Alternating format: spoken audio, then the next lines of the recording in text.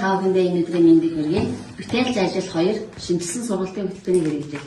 За шинжилсэн сургалтын хөтөлбөрийг амжилттай хэрэгжүүлэх гол суурь ажил нь биднийх нь хүүхдийн онцлог судалгаа гэж бичсэн.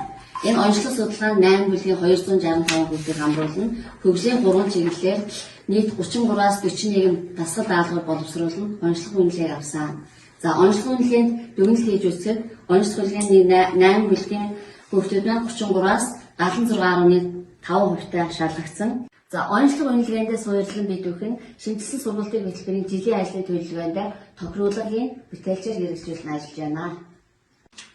За онцлог үнэлгээ буюу гарааны үнэлгээг 9 сард бүлгийн 35 хүүхдүүдээс 41 шалгуур үзүүлэлтийн дагуу дасгал даалгавар бэлтгэж авахд бүлгийн хүүхдүүдийн түвшин маань 76% байсан.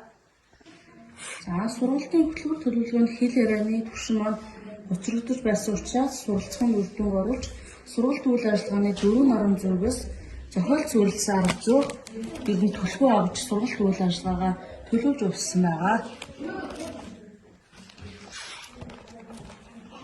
Сургалтын хөтөлбөр төлөвлөгөөнд хэл ярианы түвшин зохицогдож байсан.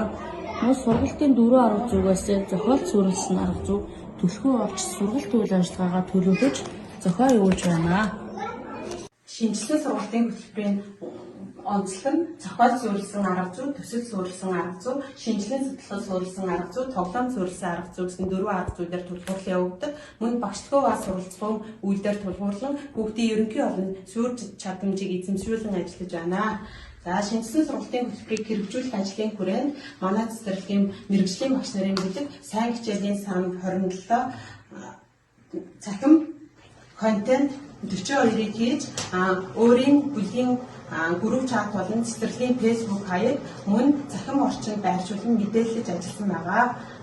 За мөн манай цэцэрлэгийн шинжилсэн сургалтын хөтөлбөрийг хэрэгжүүлэх ажлын хүрээнд хийсэн бас нэгэн томоохон ажил бол Улаангум сумын 13 цэцэрлэг, Төрмөн сумын цэцэрлэг, цэцэрлэгийн багшийн туслах, эмч, биеийн тамирын багш, арга зүйч нийлсэн нийт 70 хүнийг хамруулан шинжилсэн сургалтын хөтөлбөрийн хэрэгжилт сургалт хилцүүлгийг зохион байгуулсан байгаа. Хэлэлцүүлэгт аймгийн боловсролын газрын СӨБ хариуцсан мэргэжилт нь Утхан, Улаангум сумын эрүүл мэнд хариуцсан мэргэжилт нь Эрдэнэчимэг нар оролцлоо.